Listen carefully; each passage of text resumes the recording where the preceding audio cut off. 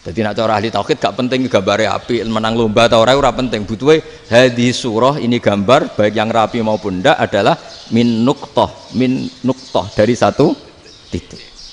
Ya. Alam raya sebanyak ini mbok gambar mbok ora, cek mulai Mars sampai Jupiter kabeh semua bentuknya yang banyak ini semuanya min nuqtatil wujud, yaitu dari titik wujud. Gini kok Allah Subhanahu wa taala. Di sini hebatnya ulama-ulama, mbok dia pengajar matematika, mbok pengajar gambar, semuanya dipakai perangkat untuk tauhid. Nah, itu kan juga bagian dari Islam damai, Islam yang sangat tidak perlu perang untuk orang dipaksa Islam. Enggak perlu provokatif kayak tadi pidatone rektor jenengan tadi. Jadi ciri utama ilmuwan tuh kalau ngomong datar tapi logikanya enggak terbantahkan, itu ciri khas ilmuwan. Kalau ciri khas politikus kalau ngomong itu keras. Provokatif lah kira-kira gitu. Tapi isinya biasa. Nah, saya berharap nanti semua profesor doktor itu datar tapi isinya kualitasnya bagus ini. Mentes. Jadi makanya terus kata ulama, kenapa diistilahkan balnat zifu bil haqqi? Kenapa pakai qadzafa sementara qadzafa maknane takallama bila dalil? Maksudnya bila dalil di sini itu min ghairi ikhtiyajin ila dalilin. Kebenaran itu memang enggak butuh dalil. Apa kita perlu dalilnya apa? Buktinya apa? Kalau 3 itu cabang dari 1. Wong gendeng yakin yang takok gitu pasti orang gendeng. Wong 3 cabang dari 1 kok ditanyakan buktinya apa? Itu min awalil bidah. Pertama orang pasti tahu kalau 3 itu far'ul wahid. 1 juta juga far'ul wahid. 1 miliar juga far'ul. Gambar yang sebanyak apapun ya dimulai dari 1 titik, cek gambar bener maupun yang tidak. Akhirnya apa? Ulama dulu itu sebegitu rileks nerangkan tauhid.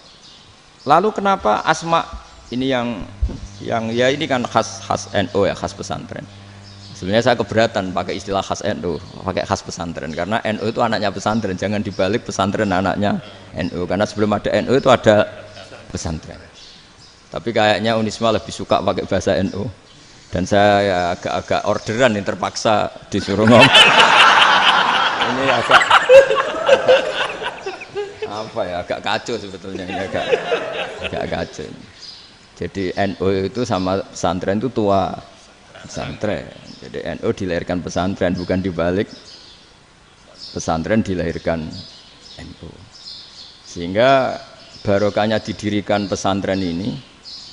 Kadang nyuwun sewu sekali Mbah Hasyim itu kadang ide besar beliau itu ora dituruti wong NU. Jadi Mbah Hasyim cara kula kok dadi Mbah Hasyim ya mangkel. Mbah Hasyim itu ngarangno kentong. Nggih ngaramno beduk, tapi wong NU nganggo kentong. Beduk. Dan uniknya Mbah Hasyim enggak tersinggung. Karena ciri khas pesantren itu membolehkan perbedaan apa? Pendapat. Itu masyhur khilafnya Mbah Hasyim sama Mbah Fakih Mas Kumambang itu sampai dikitabkan. Saling ngeritik, saling macam-macam lah. Jadi cara berpikir Mbah Hasyim ketika Nabi rembukan, ini gimana ya cara menentukan waktu sholat ya? Ya pakai kentong ya Rasulullah, dzakalin nasara itu untuk orang Nasrani. Ya pakai buk itu trompet, dzakalil Yahud itu untuk orang Yahudi. Terus, ada yang usul lagi pakai api ya Rasulullah, dzakalil Majusi itu orang Majusi. Setelah itu ada orang datang lari-lari cerita mimpi azan tadi. Ya itu terus dipakai sarana pemanggilan sholat ya azan itu. Sehingga Mbah Hasyim menolak kentong. Karena mantas sababi qaumin fahuwa minhu. Beliau keras sekali sampai bilang haram. Beliau judulnya ya haram. Al-Jasus Antakhrimin Nakus. Setelah naskah itu sampai ke Mbah Fakih Mas Kumambang di Gresik situ, di daerah Dukun situ. Dulu nggak ada WA ya, jadi sampainya ya lama. Makanya saya sampai sekarang tidak punya WA karena ya saya ulama kan, kalau WA-an terus ya jadi ulama. Nggak jadi ulama main WA-an terus itu. Lah itu termasuk rektor gak kau bermikir itu mesti kebanyakan WA. Karena kan otaknya didikte oleh sesuatu yang masuk. Sesuatu yang dilihat itu kan pasti mendikte kita. Beda kalau yang enggak WA-an kan mikir apa kita yang menentukan. Kalau WA-an kan kita ditentukan. Mau mikir anaknya butuh apa gara-gara WA informasi Jakarta mikir Jakarta. Padahal secara kewajiban ngapain kamu orang Malang mikir Jakarta? Gara-gara WA Terus mikir Jakarta belum selesai ada berita di Sulawesi, mikir Sulawesi. Habis itu mikir NTT. Makanya semua orang sekarang merasa tokoh nasional gara-gara informasi yang masuk itu nasional. Jadi Mas Yo RT yang mikir gimana Gus Indonesia kok. Ada RT loh. Sampai lupa kalau dia itu RT. Jadi semua orang sekarang merasa tokoh nasional. Dan itu gara-gara apa coba? Akhirnya semua orang juga punya ide tentang nasional. Harusnya negara itu gini-gini. Jebule wonge sing duwe ikon itu sapa? RT. Ribet kan? Saya teruskan, setelah naskah itu sampai ke Kiai Fakih Mas Kumambang, beliau itu marah besar. Ini harus dilawan, dan saya bukan karena benci Mbah Hasyim. Beliau teman saya ketika ngaji Kiai Mahfud di Mekah. Jadi Mbah Fakih dan Kiai Hasyim itu teman ketika ngaji di Mekah. Terus cara ngelawan tuh lucu, gak ilmiah, tapi gak ilmiah wong alim tetap ilmiah. Di mana-mana serupa itu tidak sama. Ya kalau mungkin zaman Nabi di Madinah itu, zaman itu, kentong itu identik dengan milik Nasrani. Di Indonesia beda. Pos kampling ya kentong, kebakaran ya kentong, wae sarapan orang di LP ya pakai kentong. Jadi tidak ada jaminan kalau kentongan itu identik dengan Nasrani. Lalu haramnya di mana? Yang di mana-mana tasabuh itu identik. Ini tidak identik. Mulai masalah kan? Mulai masalah. Jadi beliau gaya judul Hazruus. Hazruus itu kepala bergeleng-geleng. Sekarangan kok ngene jadi. Sekarangan kok provokatif gitu. Nah. Dan itu Mbah Hasyim ya hormat Mbah Fakih hormat Mbah Hasyim. Saya sendiri secara pribadi itu lebih suka pendapat Mbah Hasyim sebetulnya. Karena bagi saya sholat itu sakral, ya sudahlah kalau sakral ya dipanggil dengan sesuatu yang sakral yaitu kalimat thayyibah azan. Tapi saya tidak akan bilang kalau kentongan itu haram. Karena kalau haram alasannya mirip orang Nasrani, sementara pos kampling ya pakai kentong, ada banjir ya kentong, ada kebakaran ya kentong. Jadi tidak identik untuk misa atau untuk sholat ala Nasrani. Tapi itu dulu ya rileks saja, dua beliau itu ya saling menghormati, padahal saling kritik. Dan dulu ulama yang beda madhab itu ya saling menghormati. Imam Syafi'i itu kalau sholat di kawasan Masjid Abi Hanifah ya tidak kunut. Ketika ditanya kenapa kamu tidak kunut, sementara engkau berpendapat kunut itu sunat, ikroman di hadal madhab, saya sangat menghormati madhab. Imam Ahmad bin Hanbal itu berpendapat kalau orang pakai bekam, pakai iftisot atau hijamah itu batal sholatnya. Sementara Imam Syafi'i mengatakan tidak batal apa sholatnya atau wudunya tidak batal. Tapi Imam Ahmad itu ditanya, apa kamu makmum Syafi'i? Bagaimana mungkin saya tidak makmum sama wali kutub seperti Imam Syafi'i? Padahal menurut keyakinan Imam Ahmad ini sholatnya batal. Ini habis iftijam udah wudu. Tapi tetap saja beliau karena perbedaan pendapat di furu' itu lazim. Ya orang boleh berdebat lah. Ketika Unisma datangkan saya, itu saking senengnya kiai, saking sombongnya sampai ngatur kiai, kan nggak pernah bisa diperdebatkan. Itu kan orang boleh debat kan? Itu saking angkuhnya apa saking senengnya kan nggak jelas kan? Kan dan orang boleh setuju pendapat saya, yaitu ngatur kiai itu haram. Setuju juga Pak Rektor, ekspresi mahabbah itu ya macam-macam. Dulu sahabat ya gitu, sahabat itu ada yang nggak kenal wajahnya Nabi sama sekali sampai akhir hayatnya. Ketika ditanya, lo kamu itu sahabat kok nggak tahu wajahnya Nabi? Saya tidak pernah berani memandang Nabi karena ijlalan Nabi, terlalu menghormati saya sehingga tidak berani memandang wajahnya. Ada sahabat yang penggawaannya dulu wajah Nabi sampai bisa nyifati alfiu faminunil hajib, sampai bisa nyifati detail karena dulu wajah Nabi itu ibadah. Ada seorang wali ditanya, kalau kamu di surga ingin nggak melihat Allah? Enggak.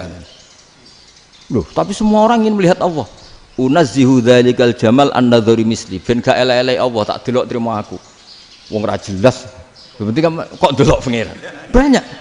Jadi justru tapi karena saking takzimnya. Enggak lah, mosok sak aku kok. Makanya saya berkali-kali cerita. Menurut kesepakatan ulama, soft awal itu paling baik. Tapi banyak juga wali yang kalau sholat itu di belakang. Koyok paling bener yang kok ngarep gitu. Lu bayangkan misalnya kamu semangat di soft awal di Masjid Haram, jebule sholatnya salah. Itu dari malaikat gayane kok ngarep, jebule ra roh. Iku kan di sini-sini wong. Jebule bodoh gitu. Gayane kok ngarep jebule. Coba orang kalau sowan Mbah Mun, yang berani di depan itu kan ya ketuanya atau jubirnya kan. Yang merasa ndak pati pinter-pinter kan mesti di pojokan. Artinya sudut pandang seperti itu ya sah saja, apa? Sah saja. Makanya banyak sahabat yang jarang sowan Nabi, alasannya takut ganggu Nabi. Banyak yang sering sowan Nabi, alasannya seneng Nabi. Yang sowan ya seneng Nabi, yang enggak sowan alasannya seneng. Lu Nabi itu tokoh, punya keluarga, punya anak. Kalau saya sering sowan berarti sering ganggu. Yang sering sowan dia alasan ini khazanah kita harus istifadah. Jadi zaman dulu dia biasa dua sahabat, yang satu milih mahabbah itu milih sering sowan, yang satu juga mahabbah milih tidak sering. Karena pertanyaannya bisa dibalik kan, sering sowan apa sering ganggu coba. Nabi Abedar, assalamualaikum. Nabi nimang cucunya, assalamualaikum. Ayo bener yang sowan apa bener yang enggak kalau seperti itu. Akhirnya terus diatur sedemikian rupa oleh Quran. Walau annahum sabaru hatta takhruja ilaihim lakana khairal lahum. Jadi sahabat kalau mau sowan Nabi ya nunggu di sufah. Kalau Nabi keluar berarti milik publik. Sekali masuk ke dalam tidak ada sahabat yang berani sowan. Itu la tadkhulu buyutan nabi illa ayyudzana lakum. Kalau soal sampai masuk dalam harus nunggu dipanggil. Karena sekali Nabi masuk dalam itu milik privat keluarga, milik istrinya, milik cucunya, milik keluarganya. Jadi Nabi sekali keluar ke ruang itu berarti milik publik. Itu terus jalan tengah. Karena kalau langsung masuk, bayangkan saya itu sering menyaksikan. Mbah Mun habis ngaji 2,5 jam ngaji Jalalain, baru masuk, assalamualaikum. Padahal yai mungkin mau ke kamar mandi, mau ini itu. Jadi dulu itu Quran sangat modern. Sebelum ada dokter ngatur tamu, rektor ngatur tamu itu Islam sudah modern. Dia kan nggak fair kan? Misalnya saya ke Unisma harus janjian pakai ini, terus kalau misalnya ke sini selonang-selonang kan lucu kan, mentang-mentang kiai terus juga sowan-sowanan selonang-selonang. Padahal kalau kita mau ke mereka pakai protokol. Sering nggak fair dunia ini. Tapi karena aku kiai ra oleh gelo ya sudah. Akhirnya saya memutuskan nggak gampang kemana-mana karena itu. Saya sering didatangi ajudannya menteri, Gus mau ada tamu dari Jakarta tanggal ini mesti saya bilang, mereka milih tanggal yang mereka kosong, kok tidak mikir apa pas itu kosong. Tak jawab enggak lah, sebelum diatur bahasanya dan tawaduknya gitu. Akhirnya dibalik, datang lagi, Gus jam dengan kosong apa kita menyesuaikan. Lah itu lagi dia akhlak kata saya. Itu baru punya akhlak kata saya.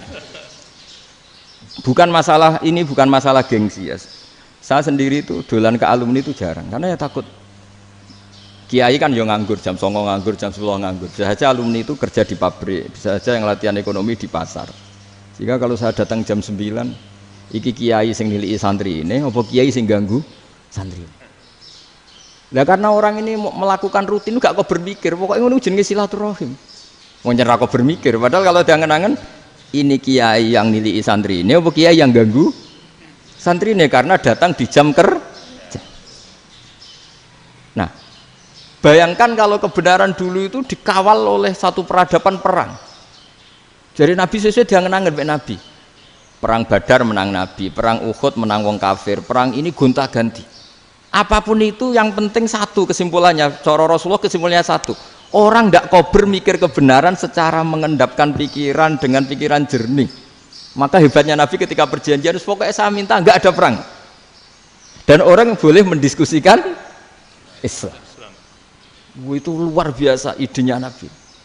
Karena bawaan perang itu orang kan nggak kok bermikir. Ibarat seorang misalnya senang satu perempuan, ketemu rivalnya langsung perang kan nggak mikir. Tapi kalau kau bermikir, diangen-angen cawe wedok iku ora seneng aku. Untungnya apa untuk wong ayu ora seneng, malah mau loro hati. Terus sudahlah, buruan dialihkan kemana kan gitu. Itu nak mau amen WA nan tukaran lewat SMS atau tarung langsung ora kau bermikir. Tapi kalau kau bermikir, akhirnya berpikir nih, perempuan tadi sebenarnya yang disenangi siapa? Oke, ternyata senang Pak Erick. Sudah kita ngalah. Karena tidak ada nikmatnya kan menikahi perempuan yang sama sekali tidak mencintai kita. Tapi kalau nak kau berpikir pokoknya diprovokasi, wah gue kalah mbak A, gue kalah mbak B. Pikirannya kan, ojo sampai kalah. Barang wis menang ternyata ada emas. Nah bayangkan Islam itu seperti itu dulu, dipertarungkan. Doang Islam itu dinu aklin, agama yang diterima dengan akal sehat. Tapi sekarang ukurannya perang, yang menang berarti benar, yang menang benar. Kan terus jadi repot. Itu Nabi tidak ingin, makanya Nabi ingin sudahlah. nggak ada perang. Nah, makanya kata Imam Zuhri, fathul Islam terbaik adalah orang boleh diskusi tentang Islam dan tidak ada perang. Lagi-lagi penting, tidak perang itu penting, silmun itu penting, perdamaian itu. Setelah tidak ada perang, akhirnya fatafawadu fil hadis wal munaza'ah, orang boleh diskusi apa saja, termasuk boleh adu polemik. Konsep satu Tuhan dan Tuhan banyak diperdebatkan. Akhirnya Nabi secara rileks bisa menjelaskan, Muhammad, urusan kita banyak, kalau Tuhannya satu tidak cukup, Tuhan harus banyak untuk menyelesaikan berbagai urusan. Ada Tuhan bagi rektorat, bagi macam-macam kan, ada Tuhan untuk ngurusi utang, ngurusi BPKB, macam-macam. Terus kata Rasulullah, enak saja Nabi jawabnya, ya kalau kamu punya majikan banyak, perintahnya beda-beda, kamu mangkel enggak, bingung enggak? Ya susah mat, kalau majikannya banyak, perintahnya beda-beda, kita jadi repot. Seneng mana? Seneng majikan satu. Ya sudah, Tuhanmu itu majikan kamu, kalau Tuhannya banyak, perintahnya macam-macam, kamu yang repot. Akhirnya ya sudah mat, Tuhannya satu aja. Nah, itu ya barokahnya diskusi tadi, barokahnya enggak perang. Daraballahu mathalan rajulan fihi syuraka'u mutasyakisuna wa rajulan salamal lirajul hal yastawiyani masalah. Terus alhamdulillah. Jadi orang yang paling kafir pun saat itu taslim. Nah, ini kembali ke kalimat la ilaha illallah. Saya tidak perlu provokatif, pasti teori saya itu benar. Bukan saya bilang benar itu karena sombong, enggak. Ini sesuai teks. Misalnya begini, benar enggak kelompok takfiri yang suka ngafirkan orang lain? Itu pasti tidak benar. Logikanya gampang. Orang yang kafir 70 tahun saja dengan melafadzkan la ilaha illallah menjadi muslim. Masa dengan kalimat yang sama yang muslim menjadi kafir? Itu logikanya kan enggak ketemu. Orang kafir 70 tahun untuk menjadi muslim disuruh baca apa? La ilaha illallah. Tapi gara-gara baca la ilaha illallah nyekel patok jadi kafir. Pertanyaannya, loh ini kalimat apa? Kalimat untuk mengkafirkan apa kalimat untuk mengislamkan? Karena yang kafir dengan kalimat itu menjadi Islam, ternyata yang Islam dengan kalimat itu menjadi kafir. Itu ketemu enggak cara logika itu kan enggak ketemu kan? Makanya cara pikirannya Abul Hasan Asyadzili, dan saya setuju pikiran itu. Istighfar ini boleh orang Jawa Timur protes karena kadang beda manhaj, tapi jangan protes saya, protes Abul Hasan Asyadzili, kualat mesti sampean. Ketua Torekoh napa? Sadziliyah. Cara madzhab Sadzili, dan Anda boleh berbeda madzhab, mencari khasnya wong kampus itu wani beda. Beda kapasitas lah, pokoknya butuhnya beda. Dan ketok pinter, ketok kritis tuh. Cara madzhab Abul Hasan Asyadzili itu gini Pak Rektor. Jadi istighfar itu baik, tapi ba'da kamali tauhid, setelah tauhidnya itu benar. Alasan beliau masuk akal. Ketika ada ayat fa'alam annahu la ilaha illallah wastaghfir li dzambik. Bihadil kalimah. Jadi orang boleh istighfar itu setelah tauhidnya benar. Alasannya Abul Hasan Asyadzili begini. Qul lil ladzina kafaru iyantahu yughfar lahum ma qad salaf.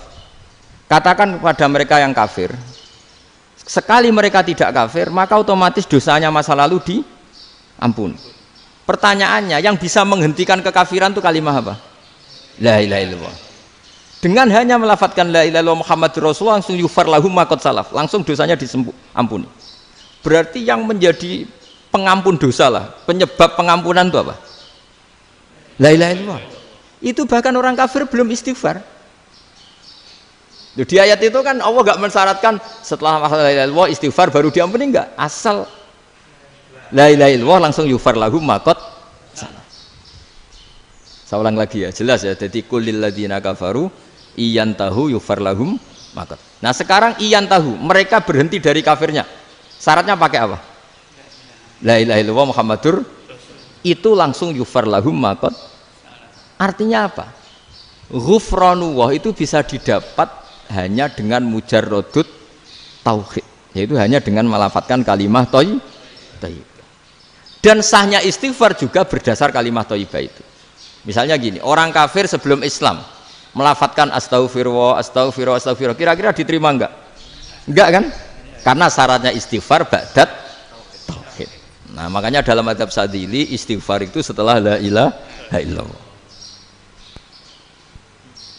Karena cara pandang ya seperti itu. Jadi fa'alam annahu la ilaha illallah wastaghfir li dzambi.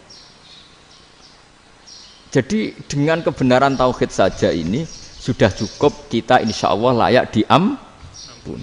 Karena innallaha la yaghfiru ayyusyraka bihi wa yaghfiru ma duna dzalika liman yasha. Jadi orang yang tauhidnya benar itu bisa diampuni Allah asal tauhidnya benar. Itu Allah ngendikan liman yasha wa yaghfiru ma duna dzalika liman yasha. Dawuh Imam Suyuti walam yakun liman yastaghfir. Jadi orang yang bertauhid secara benar meskipun gak sempat istighfar itu tetap potensi diampuni. Karena bawaan tauhid itu sudah menjadi layak diampuni. Kayak orang kafir sekali ngelafatkan kalimat tauhid mbok gak istighfar langsung diampuni. Nah, karena melihat seperti itu terus orang berlomba-lomba memperbanyak jumlah ngelafatkan la ilaha illallah.